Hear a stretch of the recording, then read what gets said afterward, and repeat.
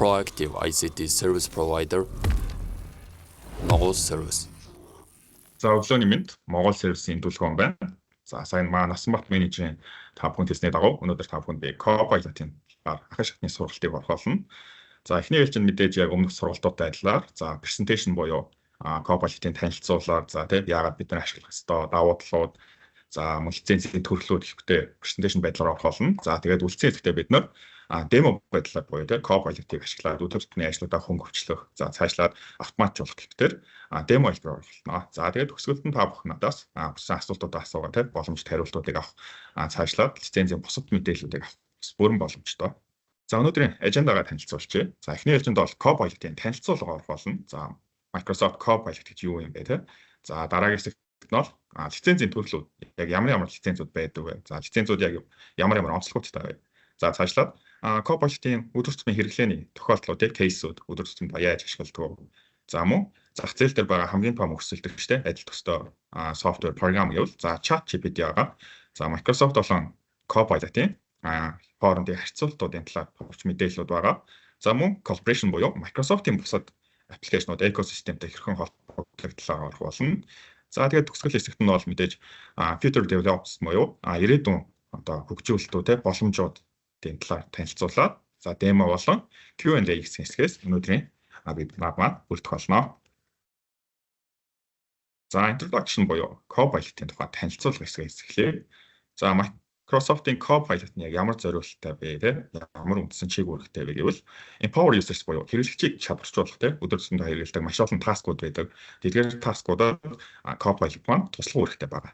За цаашлаад таскуудыг автоматжуулах. Бид нар өдөр болгон маш их зүйлүүд гараар идэг те мэйл явуулах, митинг үүсгэх гэвтэр за PowerPoint цаашлаад Word, Excel гэж бүх төрлийн файлууд дээр гараар ажилладаг.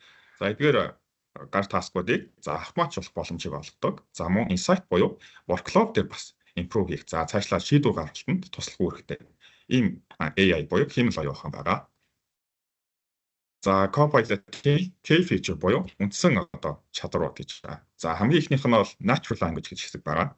За энэ хэсэг маань яг ямар өчтэй байвал өмнөхтэй хуучин за нэг 5-10 жилийн өмнөх AI юу за тэрнээс өмнө те 1970-аад онд бол энэ AI манайх яг зах зээл дээр буюу хэрэглэгчийн хэрэглээнд хүрч ирсэн. За тухайн үед бол AI-уудыг ашиглахын тулд тухайн хэрэглэгчээс тодорхой хэмжээний мэдлэгүүд те чадруудыг шаарддаг байсан. Заавалчгүй инженерийн суртай, IT-ийн мэдлэгтэй код бичдэг ч юм уу те тийм байдлаар хэрэглэгчээс заавал мэдлэг шаарддаг байсан бол орчин үеийн хэмнэл оюуханууд те тэр дундаа Copilot нь natural language буюу бидний хэлийг ойлгодог.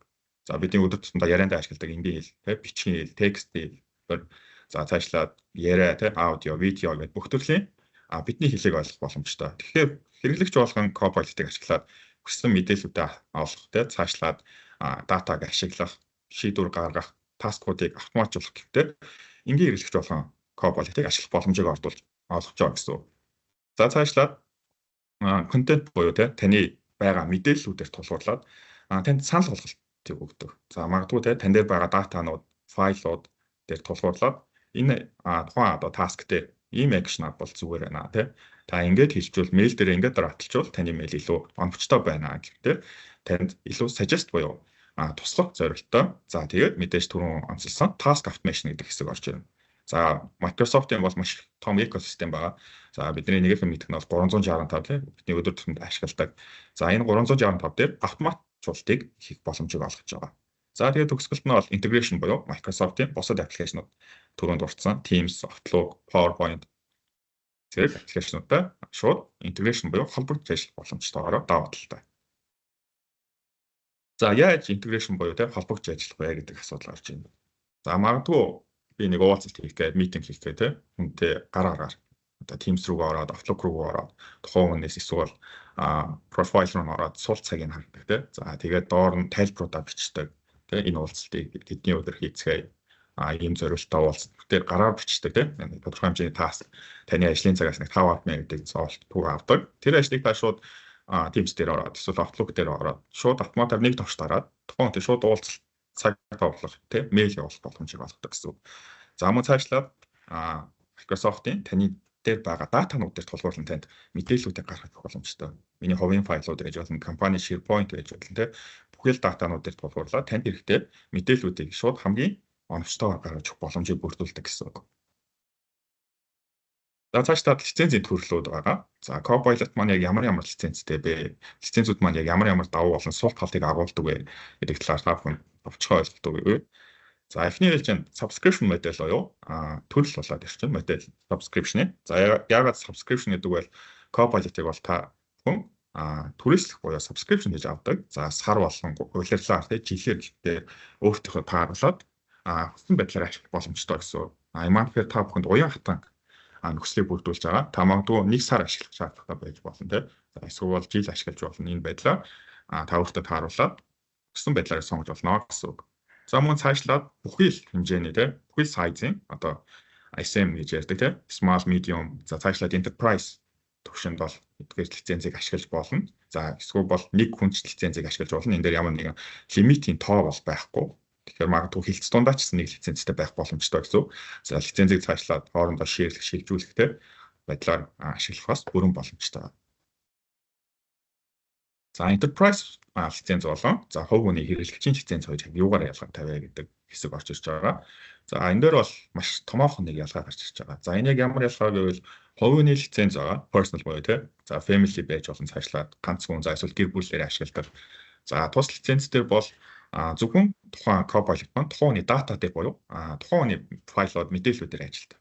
За enterprise буюу цаашлаад байгууллагын хэмжээнд бол тухайн лиценз маань Tenant хэмжээнд ажиллах боломжтой. Байгууллагын дотоод файлууд, датанууд, өгөгдлүүд, мэдээллүүдээр анализ хийхтэй. За би цаашлаа SharePoint руу гараад файлуудыг хайх гэхдээ бүхий л мэдээллүүдээр тулгуурлан ажиллах боломжийг олгож байгаа гэсэн.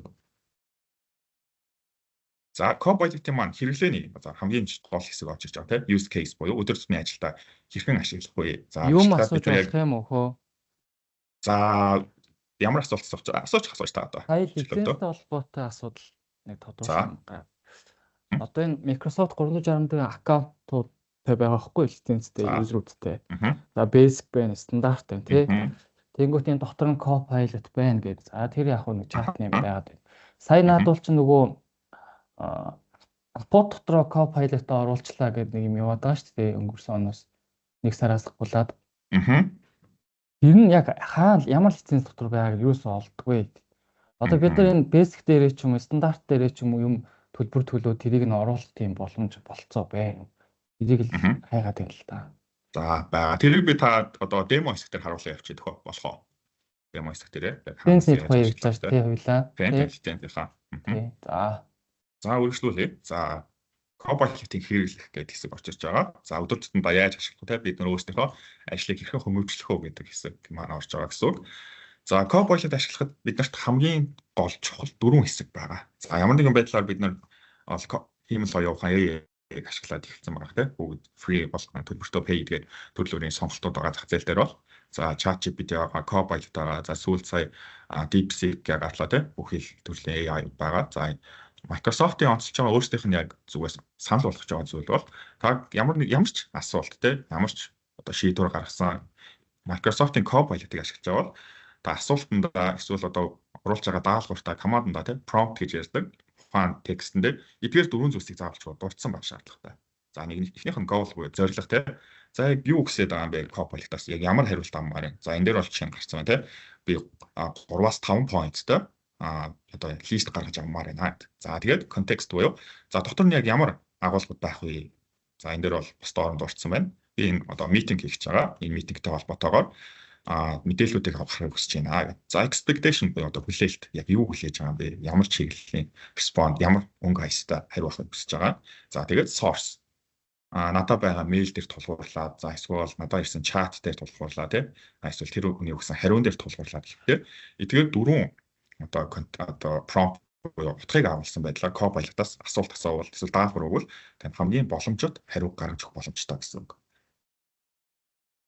За Copilot маань Office-ийн програмуудаар ашиглах боломжтой. Бидний өдөр тутмын ашигладаг Word, Excel, PowerPoint дээр за жишээлбэл та бүхэн PowerPoint руу ороод өөрийнхөө Copilot-ийн лицензийг тулгуурлаад презентацийн бэлдүүлж болно. За Excel дээр мөн адилхан тийм оруулсан тоо утгууд дээрээ шууд томьёогоор бодлогын тухайн Excel файл дээр ажиллуулж болно. За Word дээр ороод бас адилхан. Та нэг гарчгаа өглөө тэр гарчтайгаа холбоотой өөрийнхөө хүссэн хэмжээний мэдээллүүдийг бичүүлэх боломжтой. За тэгээд цаашлаад ирсэн файлууд дээр ажиллах файлуудыг товчлоо. За key point-ууд буюу те highlights-уудыг гаргаж ирэх. За тэгээд мөн адилхан веб search-ууд хийх гэдэг Copilot-ийн лицензийг өдөр тутмын ашиглаж болно гэсэн. За мөн цаашлаад meeting хийх боломжтой бид маань түрүүн би тэр өмнөх хэсгээр ярьсан. За мөн тухайн ажиллаж байгаа task-ууд Outlook дээр за planner дээр loop дээр байгаа тийм өмнөх сургалтууд байсан. Та бүхэн бас сонсч ирсэн бол Microsoft-ийн loop байгаа, planner байгаа өдөр тутмын ажлуудад төлөвлөдөг. За тэдгээр хэсгүүд дээр маань Copilot-аас холбогдож ажиллана. За тэгээд автомат response-уудыг үзүүлж болно гэсэн үг.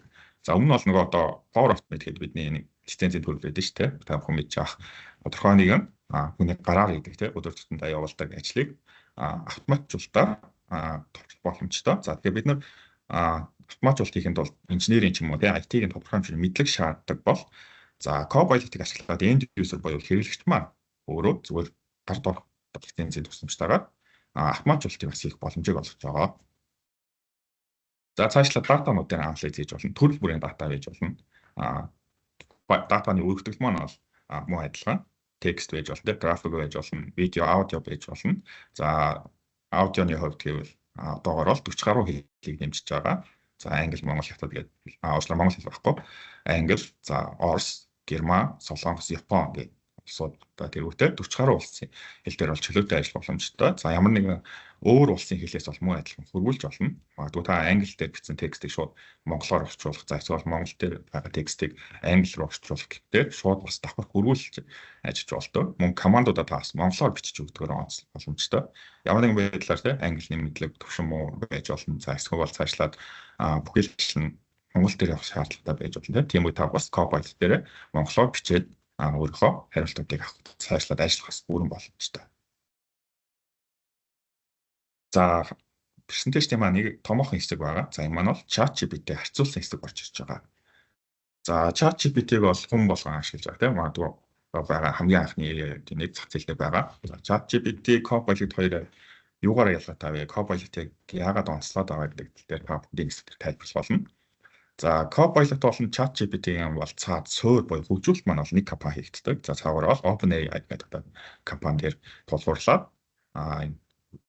AI маань хөгжүүлэгддэг гэсэн үг. За тэгээд яг цаагаар дэлгэнгүй мэдээлэл бол одоо та бүхэн анзаарч байгаа тийм ChatGPT руу оронгот ChatGPT 4 mini 4O гэж нэг хөлбөрт гараад ирдэг шүү дээ. Тэр хөлбөр маань яг Copilot-ийн хойно байрлалдаг гэсэн үг. За гол ялгаа нь гэвэл Microsoft Copilot-ыг өөрсдийнхөө чиглэлийн дагуу хөгжүүлдэг цаашаа.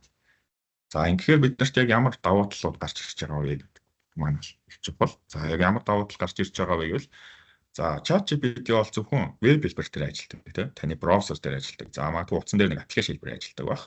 За тэгээд та гараар буюу тийм утгаар өөрөө текстүүд за эсвэл амаар тийм аудио хэлбэрээр оруулна. За цаашлаа нэг файлууд апплод хийж бол тийм Word, Excel ч юм уу.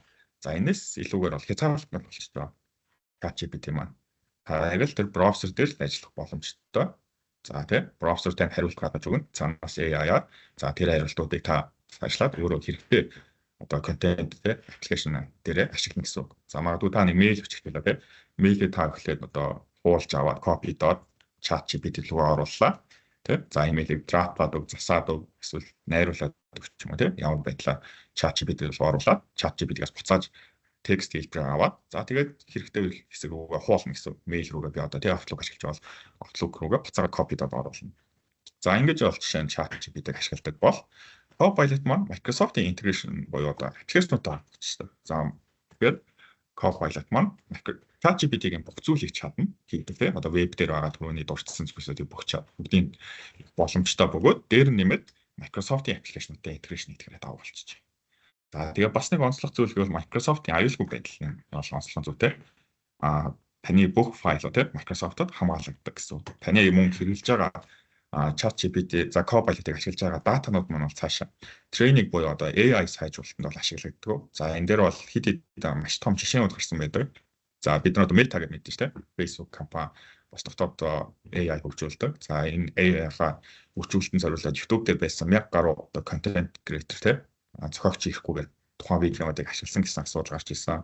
За сүүлд бас DeepSeek дээр энэ асуудлууд гарч ирсэн бол Microsoft-ийн зүгээс бол бид бүхний ашиглаж байгаа тийм датанууд өгөгдлүүд оруулж байгаа утгуудыг бол AI буюу Copilot-ийн хөгжүүлэлтэнд ашигладаг гэдгийг бол баталгаатай хэлдэг. За Microsoft яг AI-а яаж хөгжүүлдэг гэхээр зөв бидний feedback дээр тулгуурлаж хөгжүүлдэг. За бид Microsoft руу ямар feedback өгөн тэр feedback болгоныг Microsoft цаана бол хараад хөгжүүлэлтүүдээ хийж идэг гэсэн. Тэгэхээр таны дата нэгснээ safe байгаа гэж хэлж байна.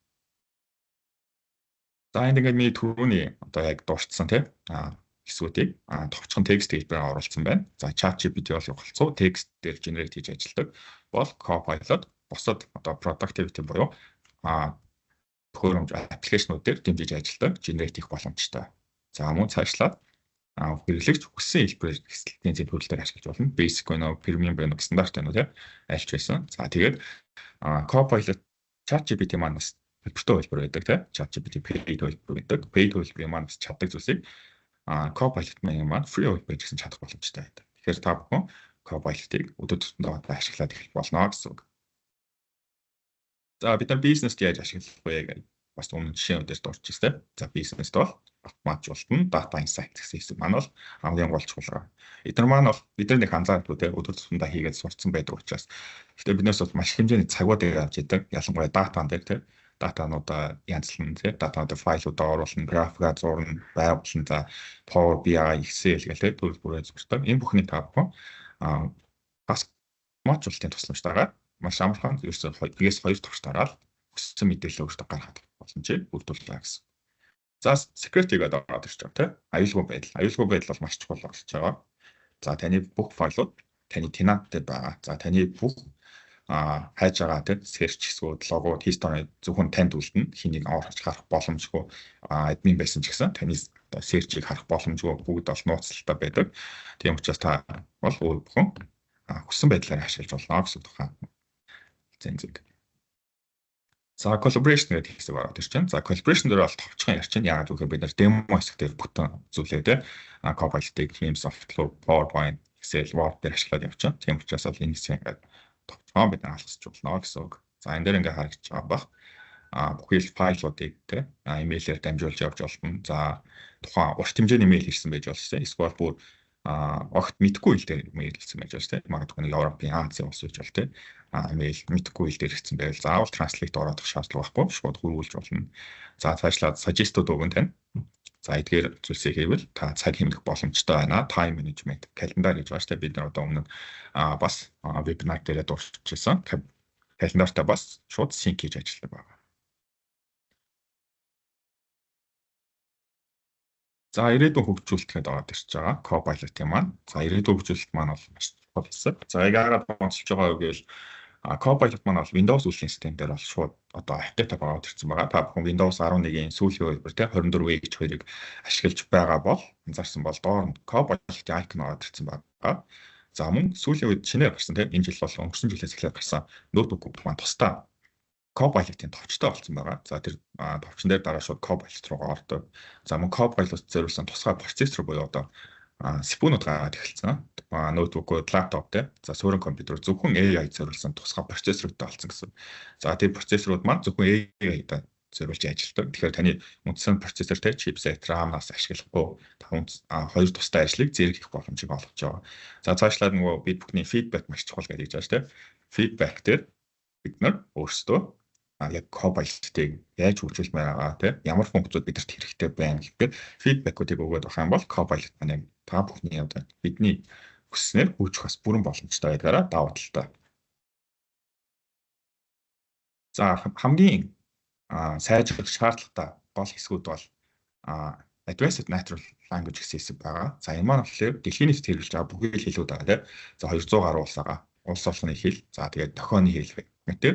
Энэ хэлнүүдийг бол зайлшгүй сайжруулах шаардлагатай байгаа. Одоогоор бол би түрүүнд дурдсан 40 гаруй улсын хэл дээр бол шууд ажиллаж байгаа спорттой. За зарим бусад улсуудын хэл дээр бол транслейт буюу орчуулах байдлаар ажиллаж байгаа. За тэгэхээр хэлнүүдийн маань сонголт нэмчвэл бид нар бол хүснээр өгчлөх боломжоо илүү тэлж байгаа. За тэгээд машин learning буюу одоо AI бол функц байгаа сайжруулалтууд хийгдэг. Эдгээр сайжруулалтанд бол бидний feedback гэж хөлбөрөд ирж байна. За тэгээд deep analyst гэсэн хэсгүүд маань бол AI маань гол сайжруулах хэсгүүд байгаа. За Microsoft-ийн зүгээс бол тэгээд long term vision буюу урт хугацааны одоо төлөвлөгөө гэж гаргаж байгаа. AI-г бол одоо AI манаас бидний өдөр тутмын ажилд бол одоо зайлшгүй ороод ирсэн. Цаашлаад бидний нэгэн хэсэг болно. Тийм учраас AI дээр бол маш хэмжээний хөгжүүлэлтүүдийг хийж байгаа. 365 маань ороод ирсэн. За явандаа family лиценз дээр бас энэ лиценз маань орж ирж байгаа. Тэгэхээр бид нар бол одоо AI-ээс ер нь бол салах аргагүй болчихж байгаа гэсэн. За ингээд presentation хэсэг маань бол дуусж байна. За conclusion буюу товчоор нэг ярихад за AI маань бидний өдөр тутмын ажилд бол байнга хэрэглэгдэж байгаа. За мөн Microsoft-ийн экосистем буюу tools-уудтай бол integration хийгээд ороод ирж байгаа учраас бид нар бол ашиглахад бол ямар ч асуудал вэ гэдэг талаа PPT маань энэ хүрээд дуусж байна. За тэгэхээр одоо дараагийн хэсэг буюу демо хэсэг рүү орцгоё. За эхний демо маань бол Teams дээр тулгуурлаж явна.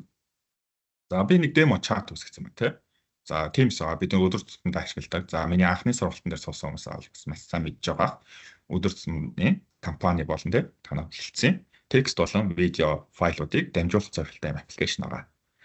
За Teams дээр хэрвээ та Copilot-ийн лицензтэй бол баруун дээр те тухайн чатан дээр Copilot маань ороод ирдэг гэсэн. За лиценз оногдсон хүн болгонд энэ сонголт гарч ирнэ. Open Copilot гэдэг арай те. За тэгэхээр Copilot-ийн цонх маань гараад ирнэ. За би магадгүй нэг 7 хоног ажилдаа байгаад бүгд бодъё тий. За эсвэл бол нэг өдөр чөлөөтэй байсан томилтоор явсан ч юм уу тий. Ямар ч нөхцөл байж болно. Би тэгтээ маш хэмжээний дата байж болно. Тухайн чатанд текст дээр тий, зургаар, видео гэж маш хэмжээний миний хоцорсон юм гэж болж тий. Тухайн мэдээллүүдийг шууд catch up буюу одоо үүсэх боломжтой. За доор энэ prompt гэсэн хэсэг байрлаж байгаа. За би жишээлбэл 7 хоног байгаагүй гэж бод тэ. За өнгөрсөн 7 хоногт яг юу яригдсан бэ гэдгийг би шууд Copilot-аас асууж болно. За энэ чатанд бол бүхэл төрлөөр бид нар туршиж үзсэн. За кириллээр, латинаар, англиар тэ өөр улсын хэл дээр хэвтер ингээд бүхэл төрлөө энэ дээр туршиж үзээ текстүүдийн хэлбэрээр бол оруулсан байгаа. Зургийн хэлбэртэй ч юм уу тэ. За энэ дээр ингээд гарч ирж байна тэ. За энэ чатанд яг ямар мэдээллүүд яригдсан бэ? За манай за регистр буюу вебинарт бүртгүүлсэн хүмүүс байна гэсэн бол за дүлгөөн гантур юун дээр Copilot-ийн гол агуулгыг ярьсан байна тийм. За камер ингэсэн байна гэхтээ тухайн чат дээр агуулгуудыг ингэж гаргаж өгөх боломжтой. За энэ маань бол түрүүний хэлснээр тийм ямар ч хэл дээр бол ажиллах боломжтой. Дээшлэхэд үзвэл өөрөө сонголтууд байгаа. За энэ маань бол дээдл нь сар хүртэлхээр явах боломжтой. За эсвэл бол тухайн нэг шийдвэр гаргасан гэж болж тийм. Бид нар яг ямар шийдвэр гаргасан бэ энэ сургалтын дээр, энэ уулзалтан дээр. За энэ дээр тамир Туркээс ирэхдээ бэлэг авчирна гэсэн байна жишээлбэл тийм. За Батбаяр за энэ дээр вебинар Монголын цагаар 11 цагт эхэлсэн байна. За дүлгөөн гантур бол point түрэг бүгэлсэн байна гэхтэр ингээд шийдвэрүүд гарсан байна. За энэ шийдвэрүүдийг бас ингээд товчхон өөртөө болно гэсэн үг. Ингэснээр бид нар бол заавалч чата дээшээ гүйлгээ тийм. За эсвэл хин нэгэнтэй уулзаад яг юу яригдсан бэ? Ямар асуудлууд хэлсэн бэ? Битэр бол хин нэгнээс цаг алдахгүй гэсэн. За цаашлаад бусад аппликейшнууд байж болно тийм. За Outlook байгаа. Outlook бол бид нар бас ажилдаа маш ихээр ашигладаг өдөр тутмын мэйл аппликейшн. За Outlook дээр бол мэдээж бас тийм гадаадын харилцагч байж болно. Төрөл бүрийн хамтран ажиллагч нар байгаа. Мэйлүүд бол төрөл бүрээр ирдэг тийм. Янз бүр англи, монгол, хятад гэх хэл болгон дээр өөр хэл дээр ирдэг. За энэ дээр жишээлбэл надаа номнаас ирсэн мэйл байна. За англи дээр ирсэн мэйл байна тийм. За магадгүй би английн мэдлэг маш муутай тухайн өгүүлбэр мэйлийг ойлгохгүй байлаа тийм. Ямар уртаа. За эсвэл бүр хитрхийн мэргэжлийн үг хэллэг ашигласан байж болно тийм тухайн мэйл. За би энэ мэйл дээр шууд reply гэдэг авчих тийм. За reply хэллээ. За reply гэхэд доор маш шууд suggest гараад ирдэг. За энэ дээр харж байгаа тийм draft with Copilot гэсэн сонголт гараад ирсэн. Copilot лицензтэй бол за мөн анзаарч байгаа бол баруун дээр бас гарч ирж байгаа. Copilot-тай чатлж болно. За эсвэл coach буюу одоо тийм мэйл бичгээд илүү тань сайжруулалтуудыг санал болгоно. За эсвэл та өөрөө тодорхой хэмжээний текст оруулаад draft болгож болно. За энэ дээр үзье тийм. За доороо сонголтууд бас ярив. За надаа мэдээлэл буюу тийм information шеэрлсэн байна. За би мэдээлэл шеэрлсэн. Баярлалаа гэдэг имэйл шүү. Намаа оруулаад draft болчих болно гэсэн үг шууд автоматар. За мэйл маань шууд ингээд suggest гаргаад ирлээ тийм. За бидний хийх гол зүйл гэвэл зүгээр л мэйлээ нэг хянах. Өмнө нь бол бид нар өөрсдөө заавал мэйлээ бичин тийм. За мэйлээ ботно, мэйлийн draft гаргах бас нэлээд чухал нэг хэсэг автоматаггүй тийм. За үгийн сонголтууд, агуулгууд, текстийн байршил, үсгийн фон гэх маш олон асуудлууд байдаг мэйл драфтлах. Тэр цагийг маань хэмжиж байгаа гэсэн. За энэ маань таны ажлын цагаас 5 10 минут авдаг байж бол тэ. Гэхдээ олон 5 10 минут маань нийлээд таны ажлаас л маш их цагийг авдаг гэсэн үг. За тэгэхээр бид нэр ингээл орчих жоох тэ. За магадгүй хай номно ингээл мэйл маш автоматар драфтлагддаг гэсэн. За шаардлагатайг юу шууд өөрчилж болно тэ. Дахиад за энэ сонголтоо байлуулж хийдүүлээ.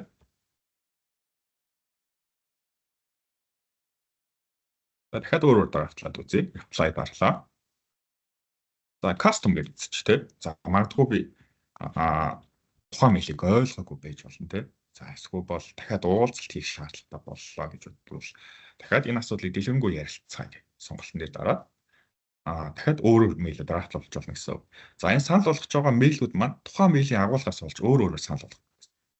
За энэ жишээ намнагийн мэйлүүд бол маш их агуулгатай байлаа тий. Текст хэлбэрийн утгуудтай, датануудтай байлаа. Энэ тийм учраас бол надад шууд автоматар эдгээр саналуудыг гаргаж өгч байгаа гэсэн. Дэлгэрэнгүй уулзалт хий тий. За эсвэл бол мэдээлэл өгсөн баярлалаа гэхдээ шууд автомат сандаа эдгээр саналуудыг өгч байгаа.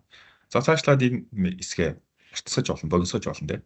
Урт мэйл явуулж нөгөө хүнд ядаргаатай ч юм уу. За эсвэл богинохон хариу өгөх боломжтой зүйлтэй хийх нуршаад авах бол ядаргаатай. Тийм учраас тухайн текст буюу мэйлийг өөрчлөх боломжтой. За return буюу шууд дахиад драфтлуулж болно. За эсвэл бүр shorter гэх тий. Богинохон болгоё тухайн мэйлийг. За тухайн мэйл маань ингээд хасагдаад шууд богинохон болчих. За эсвэл tone буюу одоо тий доторх агуулгын текстүүдийг өөрчилж болно тий. За шууд casual буюу энгийн байж болно тий. За formal буюу одоо арай илүү алтны байж болно тий. За ингээд шууд саналуудаа өгч болно гэсэн үг. За өөр одоо файл дээр буюу өөр мэйл дээр ажиллаад үзье.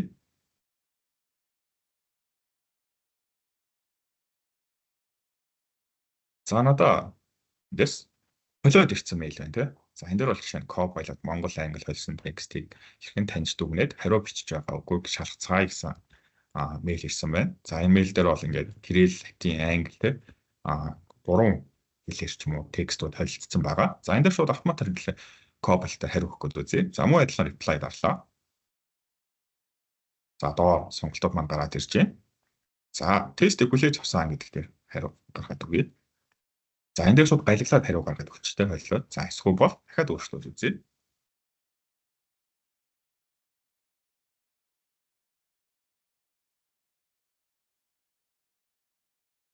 Drive Copilot гэдэг. За энэ дээр сонголтууд байна тий.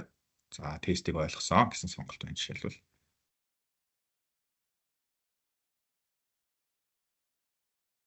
За дахиад нэг ороод үзье. Discard гэдэг. За тухайн мэйлээ устгаа. За reply дарлаа. Муу адилхан. Хариу ирлээ. За таны тестийг хүлээж авлаа. Энд туршилтыг хийсэндээ адилхан байна. Тэ баяртай байна. Илгээсэн англи холимог текстийг амжилттай таньж ойлгож чадсан байна. Гэхдээ ингэ шууд хариу гаргад өгч болно гэсэн үг. За мөн монгол мэйлүүдээр ч гэсэн адилхан тодорхой хэмжээний текстүүдийг гаргаж өгнө гэсэн үг.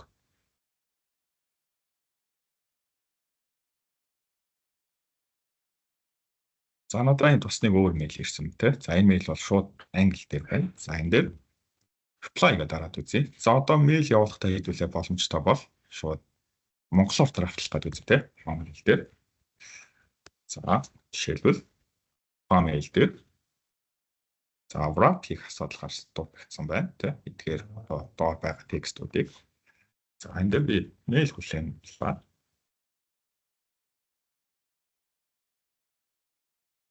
Зүгээр мэйл хүлээн авлаа баярлалаа гэсэн утгаар нэг мэйл өчөөд үзье тэ.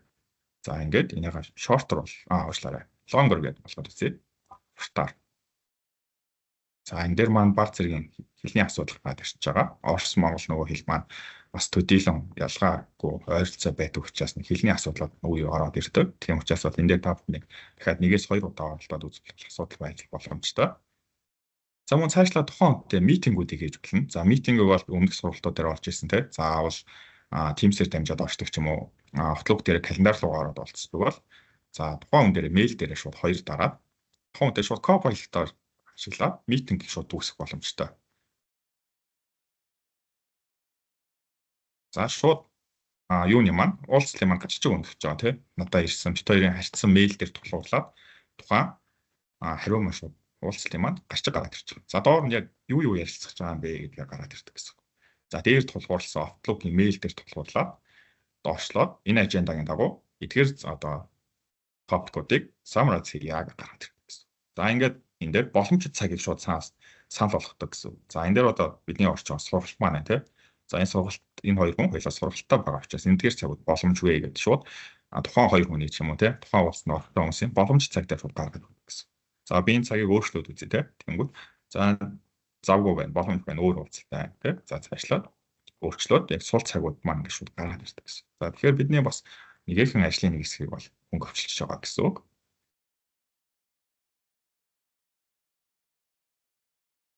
За цаашлаад өдөр тутмын ашигладаг тий. За Word, Excel, PowerPoint гэх аппликейшнууд тий өдөр тутмын ашигладаг маш ихээр ашигладаг аппликейшнууд байгаа. Текст хэлбэрээр маш их дататай ажилладаг.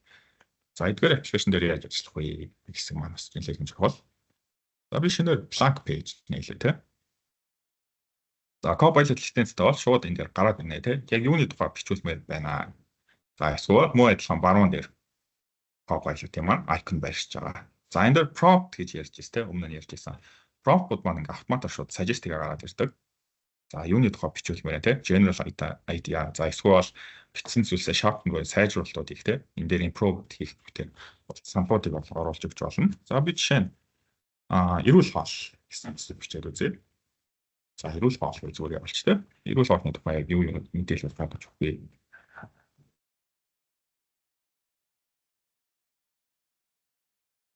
Энэ дээр нэг юмуд маань бол заримдаа нэг орсоор танилцаж гарч ирдэг байна. За эсвэл англи дээр үзье тий.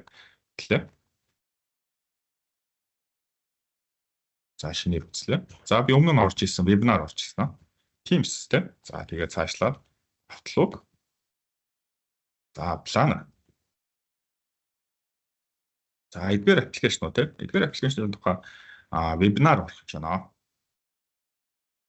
За вебинарын санаа ч тий. Idea вебинар дээр яг юу ярих хэрэгтэй вэ? Ямар функцүүд, ямар текстүүдийг агуулсан байх хэрэгтэй вэ? Аженда яг хэд байх вэ? Тэгээ би нэг Word дээр файл өөртөө драфтлая. Гэхдээ би шууд AI ашиглаад хийлгэж тий. Заавал энэ бүхнийг гараар бичнэ гэвэл бас нэлээд их цаг аав та бүхэн бодно тий. За тэгээд текстүүдээ оруулна, драфтлна гэхтэр ингээд нэлээд цаг учраас шууд Teams Word дээр шууд эдгээр мэдээллүүдийг драфтлуулаад авч болно гэсэн үг. За ингээ гарч ирж байна. За энэ маань бол ингээд таны хүссэн байдлаар гаргаж өгч болно. Та хэдий дууц байлгамаар байна тий. Хэрэг хэмжээний текстүүд байлгамаар байна. За keep гэхэд дараад хараад үзье. За вебинарын санаа тий. Microsoft Teams, Outlook, Planner-ыг mastering буюу эзэмшээд productivity-г хэрхэн сайжруулах вэ гэсэн.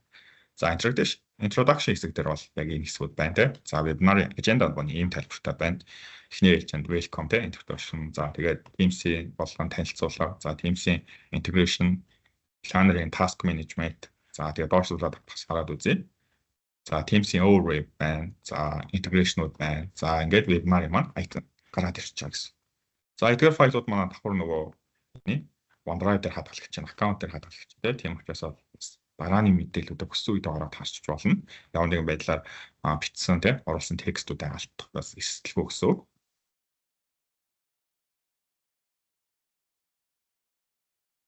За та бүхэн анзаарсан бол миний орсон presentation ааш тийм хамгийн ихэнд орсон.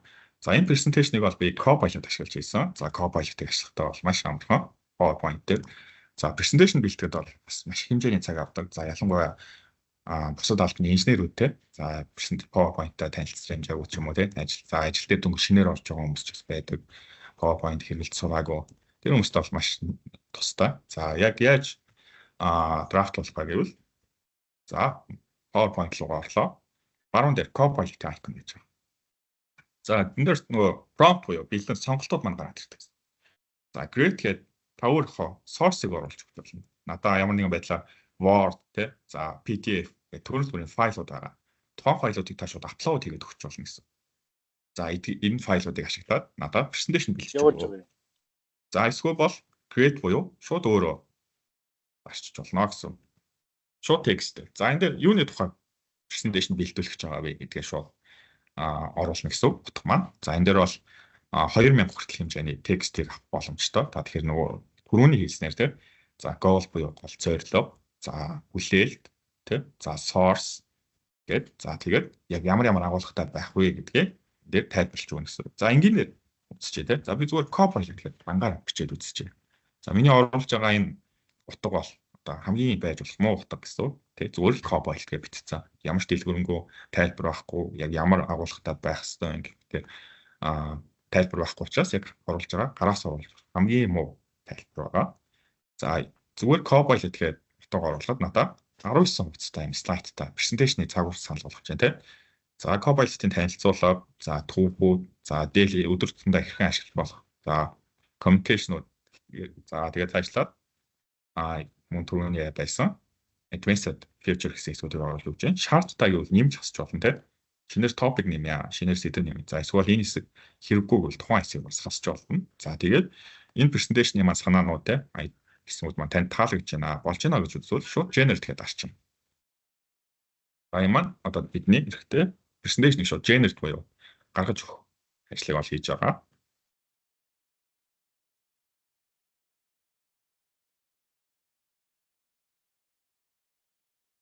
За түрүүний одоо ирсэн тийм слайд болгон яг энэ дээр generate хийхдээ гарч ирж байгаа. За энэ маань түрүүний хуудас олгоны өөрийнхөө дээр гарчлалтаагаар доор нь байгаа тайлбартай. За хэрэг хэмжээний дата файлууд байгаас тийм утгуудаас байгаас мараад бидний PPT маань өөр байдлаар харагдана гэсэн үг. За энэ дээр ингээд надад 22 утастай презентацийн бэлдээд өгч тийм. За Copilot-ийн role бол impact талаар за agenda тайлбарлагдсан. За доор нь тэгээд текстүүд маань зургуудтайгаа байрлалаар гараад ирж байгаа гэсэн үг. За тэгээд Copilot-ийн role нь юу юм бэ те. За цаашлаад training program за энэ дээр тэгээд мэдээлүүд маань ороод ирнэ гэсэн үг. За энэ маань байж болох хамгийн муу хэлбэр гэдэг хэвчээ. За би энэ презентацийг бэлтгэхийн тулд яг нөгөө түрүү үзүүлсэн тайлбарын дагуу оруулсан гэсэн үг. За эхний асуулт маань бол Copilot-ийн вебинар зориулсан презентацийн бэлтгүүлэх шаардлагатай гэсэн утгыг оруулсан. За дараагийн хэсэг дээр бол за 24 утастаас доошгүй байх гэсэн үг. Багтаа 24 утастай гэсэн үг. За тэгэхээр миний слайд маань бол одоо энэ дээр бол 28 утастай байгааг зарж байгаа тийм. За тэгээд зургуудыг бага ашиглах текстүүдийн фонт за дефолтоор нэг форматтай байх, бүсгийн хэмжээнийг байх. За агуулгын хувьд гэвэл лицензийн төрлүүд за цаашлаад онцлогууд за тэгээд ChatGPT-ийн тэгээс одоо ямар ялгаатай байх уу гэхдээ яг агуулгуудыг орсон. За source-ийн хувьд бол source-удаа зөвхөн Microsoft-ийн вебсайтаас ашиглаж авна гэсэн байдлаар бол драфтлсан. За тэгээд драфтлаад Copilot ашигласны үр дүн дээр энэ презентацийг гаргаж өгсөн гэсэн. За тэгээд цаашлаад энэ презентацнуудаа дахиад янзлах боломжтой тийм generate хийн, зургийн солино, designer гэдэг функц гэдэг тийм дэмүүдээ солидог. За энэ маань бас цаашлаад Copilot-тай холбогдож байгаа. Тэгэхээр Copilot-аас бидэнд илүү олон дэлгэрэнгүй одоо загваруудыг санал болгож байгаа гэсэн. Тэгэхээр бас нэгэн давуу тал болж байгаа. За оруулсан слайдууд байна тийм. За энэ слайдуудын шууд зүгээр key information буюу мэдээллүүдийг харж болно. Заавал уншаад тийм хэмжээний текст гэж болно. За тухайн слайд дээр яг ямар мэдээлэл гарсан бэ гэдэг маань шууд энэ дээр гараад ирж байгаа. За эндээс бид нар өөрсдөө бүх мэдээлэлүүд уншаад харж болно гэсэн үг. За тийм summary хийж байгаа. За эхний хэлжинд бол Copilot-ийн танилцуулга байна тийм. За цаашлаад key feature-ууд гол үндсүүд нь за лицензийн төрлүүд байна, integration хийх боломж байна. За ирээдүйн хөгжүүлэлгээд миний яг дууссан гол key point-уудыг гаргаад өгч байна. За энэ мөн л адилхан Word, Excel, PowerPoint тийм бүхэл файлууд дээр бүхэл датан дээр яг адилхан ажиллана гэсэн үг. За ингээд өдөр тутмын ажилдаа Excel дээр ч гэсэн яг адилхан тийм бид нар ингээд ажиллаад байна гэсэн үг. За browser дээр ажиллах боломжтой гэдэг чинь тийм. За browser дээр яаж ажиллах вэ гэдэг асуудал гарч ирж байна. За ямар ч browser ашигладаг байж болно тийм. За Copilot маань бол бидний tenant буюу Microsoft-тай нийлээд аваад ирчихсэн байгаа. За би одоо өөрийнхөө аккаунтаар орж байна тийм. За энэ харж байгаа бол Copilot-ийн лого байршиж байгаа.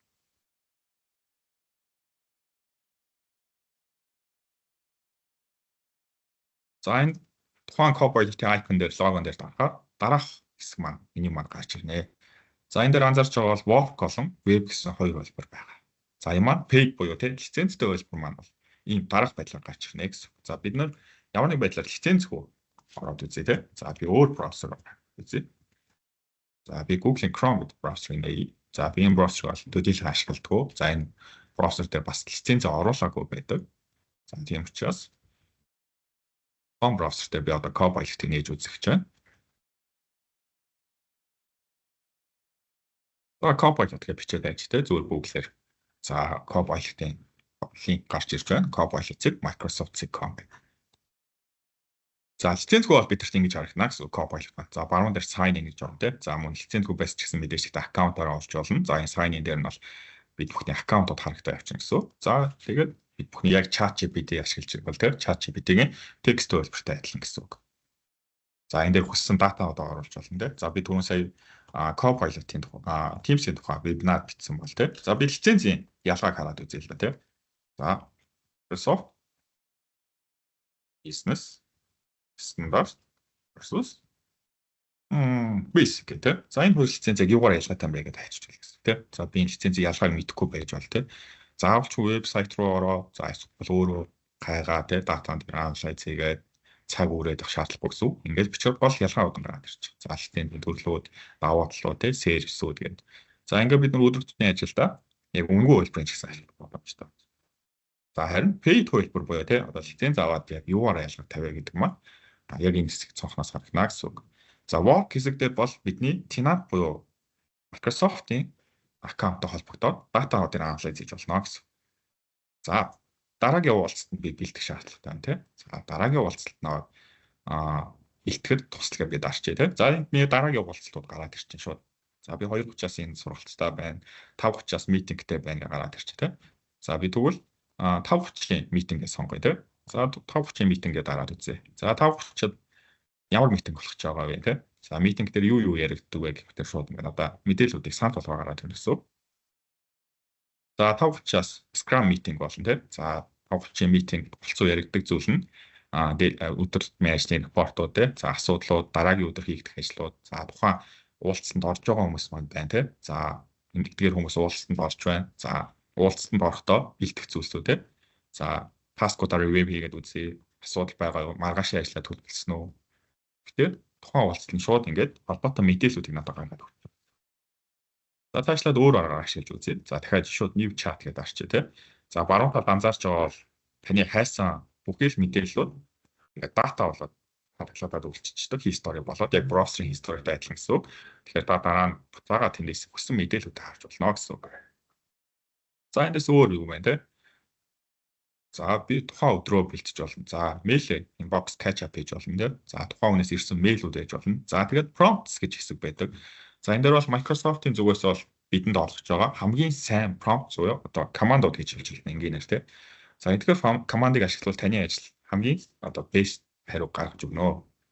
Үр дүнд хүрнэ гэсэн бэлэн хариу одоо командууд байж байгаа. Файл оруулаад тухайн файлынхаа main point-ийг бид гаргана. За эсвэл бол хин нэгний ирүүлсэн мэйл те чат файлуудын банк шүүж харж идэг байж болно тий. За тренд харж болно.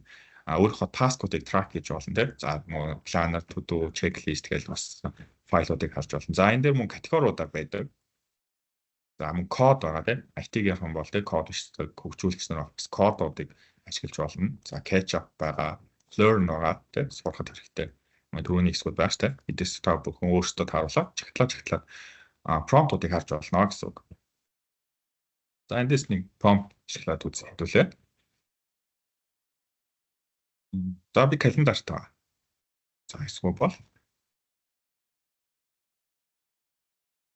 за түрүүний файл оруулаад үзье тий. За энд бол миний түрүүний файлуудыг бол санал болгоо гэрнэ. За эсвэл тухайн хүнтэй уулз хийх байгаа бол энэ дээр сонголтууд маань гараад ирдэг гэсэн. Кэплэн тий.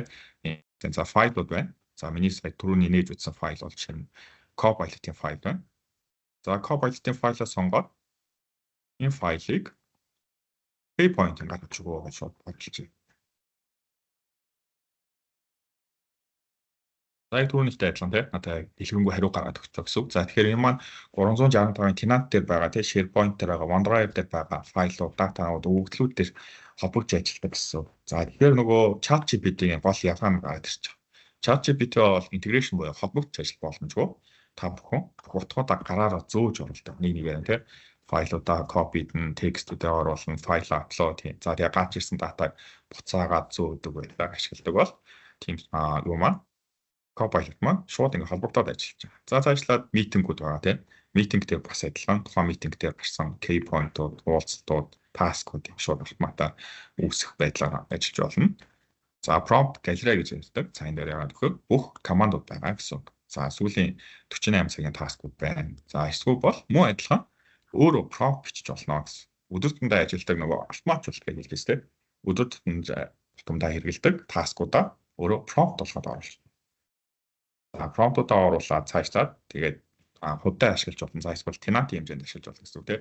За бид нэр ийм таскуудыг өдөр болгоно гэдэг. За энэ яга автоматжуулалт яа гэдэг.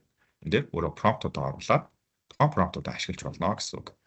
За веб хэсэг дээр бол эсрэгээрээ онлайн дээр байгаа source-уудаас мэдээллүүдийг гаргаж өгдөг гэсэн. За нөгөө ChatGPT-ийн яг search history тийм. За энэ дээр жишээ нь нэг өөр мэдээлэл гараад үзье. За Intel гэдэг одоо chipset үйлдвэрлэгч компани гэж тийм. Intel-ийн шинэ CPU-ний талаар мэдээлэл хараад үзье. За Intel-ийн хамгийн сүүлдээ 2025 онд Intel 15 дахь үеийн шинэ CPU-г танилцуулсан. За тухайн CPU-ний мэдээллүүд байна тийм. Нэрсүүд байна. За тэгээд доор нь source-ууд гарч ирдэг. Их сурвалжууд. За энэ source бол маш чухал. За яагаад энэ source-ыг онцолж байгаа вэ гэвэл Copilot ChatGPT-тэй харьцангуй нээлттэй байдаг. За би магадгүй нэг интернет ороод нэг өөрийнхөө хариултуудыг өгч болно. За энэ дээр нэг томоохон жишээ байдаг. За тухайн улсын нэрийг бол дуртахгүй. За Европын албаны нэг улстай гарсан жишээ байгаа. Нэг засварын төв байсан. За тухайн засварын төвийн одоо эзэн интернет руу ороод зүгээр өөрийнхөө браузераар ороод интернетэд манай засварын төв бол энэ хотод байгаа хамгийн сайн засварын төвөө гэж мэдээлэл оруулсан. За тэгээд тухайн хэрэглэгчтэй хүмүүс ChatGPT ашиглаад юм хайхаар тухайн засварын төвөөс санал болгоц тийм. Хотод байгаа хамгийн сайн засварын төв бол энэ ингээл тэр source маань гараад ирээд байсан гэсэн. За тэгээд тухайн засварын төвөөр үйлчлүүлсэн хүмүүс маань тийм ингээд засварын батсан бараа нэвдрээ засаж чадахгүй удаач ч юм уу тийм маш их комплейнууд гараад ирсэн. За тэгээд энэ асуудал бүр дээшээ тийм шүүхийн түвшинд хүртэл явсан. За тэгээд энэ дээр яг ямар асуудал гарсан бэ гэхээр тухайн маань яг л түрүүний хэлснээр интернет руу ороод манай засварын төв бол хотын хамгийн сайн засварын төвөө гэж зүгээр нэг текст оруулсан байсан. ChatGPT-гээс хайлт маань бол яг тэр байсан одоо хариу гаргаад өгсөн. Тэрнээс болоод маш олон хүмүүс өгсөн асуудал гарсан. За Microsoft-ийн Copilot-ийн нэг давуу тал нь болохоор танд боломжит хамгийн баттай source-уудыг гаргаж өгдөг. За энэ дээр харж байна тийм. Source-ууд маань бол бүгд яг албан ёсны сайтууд байдаг. Олон тийм их хүмүүс уншдаг. Баян олон жил үйл ажиллагаа явуулсан гэхдээ яг боломжит хамгийн сайн source-уудаас танд дата гаргаж өгдөг гэсэн. Ямар нэгэн байдлаар хин нэгний бичсэн тийм миний оруулсан хувь хүний датаг танд гаргаж өгөхгүй гэсэн. Тэгэхээр та Copilot ашиглаад гаргаж ирж байгаа source буюу датанд итгэлтэй байх боломжтой гэсэн. ChatGPT-г ашиглавал та бүхэн датад бас нэг өөрөө дахиад цаашлаа дахиад нэг анализ хийхдээ дахиад нэг шалгах баталгаажуулах гэсэн одоо нэг ажилтаа болно нэг асуудал үүсэж байна. За тийм учраас Copilot-ийн free үйлбэрийг ч ашиглаад өөрсдийнхөө ажлыг өмчлөх боломжийг та бүхэнд олгож байгаа. За мөн адилхан prompt-ууд байгаа тийм free үйлбэр дээр байсан ч гэсэн. За free үйлбэр дээр сүүлд юу бас тийм. За код байна тийм. За магадгүй Python гэдэг одоо script бичдэг шүү дээ. IT инженерүүд кодууд байдаг тийм. За Python-ийн үндсэн binary list юу вэ тийм. List дээр яг ямар утгууд байдаг вэ? Энэ function-ууд яг ямар утгатай байв тийм. За эсвэл өөрийнхөө оруулсан кодыг засуулж болно. За mail-ээр драфтлуулж болно. Кодынхаа алдааг шалгуулж болно гэдэг. Үйл байдлаар та бүхэн өдөр тутмдаа free үйлбэр гэсэн хамт ашиглаад байж болно гэсэн үг.